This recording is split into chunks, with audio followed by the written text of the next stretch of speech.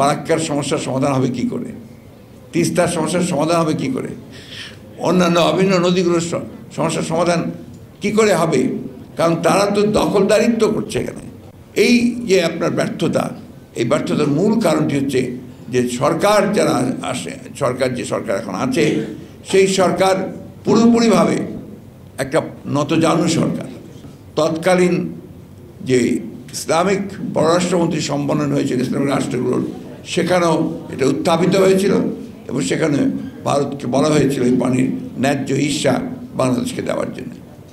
এবং প্রেসিডেন্ট জিয়াউর রহমান সাহেব তখন সেটাকে জাতিসংঘেও উত্থাপন করেছিলেন ন্যায্য পানির হিস্সার জন্য। বন্ধুগণ, এই বিষয়টা আমাদের নতুন নয়। আমরা বরাবরই লক্ষ্য করেছি যে বাংলাদেশের জন্ম হওয়ার পর থেকেই আমাদের প্রতিবেশী, যার কাছে আমরা স্বাধীনতার তাদের ভূমিকার জন্যে আমরা অবশ্যই আমাদের ধন্যবাদ এবং কৃতজ্ঞতা আমরা প্রকাশ করেছি সবসময়। তারপরেই আমরা যে লক্ষ্য করেছি, তারা সবসময় বাংলাদেশকে একটা নিয়ন্ত্রণের মধ্যে রাখার জন্যে তারা সবসময় তাদের সকল কর্মকাণ্ডকে পরিচালনা করেছে। এবং শুধু ফারাক্কা বাঁধ নয়, গঙ্গার পানি নয়, বাংলাদেশের 154টি অভিন্ন নদী, সেই নদীগুলোর পানি বন্টনের ক্ষেত্রে তারা সব সময়ই গড়িমসি করেছে এবং তারা এই সমস্যার সমাধান করছেও না। তিস্তা নদীর পানি আপনারা সবাই জানেন যে দীর্ঘকাল ধরে তিস্তা নদীর পানি বন্টন নিয়ে এই চুক্তি করছি, এই হয়ে যাবে, এখন ভালো অবস্থা আছে, এই করে করে কিন্তু এই সরকার কাটিয়েছে। এই যে আপনার ব্যর্থতা, এই ব্যর্থতার মূল কারণটি হচ্ছে যে সরকার যারা আসে, যে সরকার এখন আছে, সেই সরকার পুরোপুরিভাবে একটা নতজানু সরকার। তারা কখনোই বাংলাদেশের জনগণের স্বার্থে সে একটা প্রকৃত স্ট্যান্ড নেওয়া, সেই স্ট্যান্ডটা তারা নিতে ব্যর্থ হচ্ছে কারণ তারা তাদের কাছে অত্যন্ত দুর্বল। আপনারা এই বিষয়গুলো আলোচনা করেছেন, আমি সে আলোচনা যেতে চাই না। আমি যে কথাটা বলতে চাই, সে কথার মূল কথাটা হচ্ছে যে বাংলাদেশের মানুষকে তার অধিকার আদায়ের জন্য তার নিজেকেই নিজের পায়ে দাঁড়াতে হবে। আমরা আমাদের গণতান্ত্রিক অধিকারকে হারিয়ে ফেলেছি। সেই গণতান্ত্রিক অধিকারকে ফিরে পাওয়ার জন্য আমরা সংগ্রাম করছি, লড়াই করছি। আমরা সকল রাজনৈতিক দলগুলো, এখন প্রায় বহু রাজনৈতিক দল, আমরা একসাথে সেই সংগ্রাম করছি আমাদের গণতান্ত্রিক অধিকার ফিরে পাওয়ার জন্য।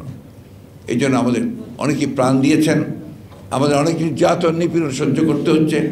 সবচেয়ে বড় বিষয়টা যে এই সরকারের নির্যাতনের কারণে এই দেশের আরেকজন দেশপ্রেমিক নেত্রী, দেশনেত্রী বেগম খালেদা জিয়া, তাকে আজকে মিথ্যা মামলার সাজায় তাকে আটক করে রাখা হয়েছে।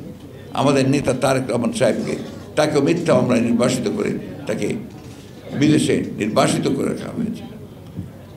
60 লক্ষ মানুষের বিরুদ্ধে আজকে মিথ্যা মামলা দেওয়া হয়েছে। এই কয়েকদিন আগে আপনার 7ই জানুয়ারি নির্বাচনের পূর্বে মাত্র 3 দিনে 27,000 নেতাকর্মীকে গ্রেপ্তার করা হয়েছিল।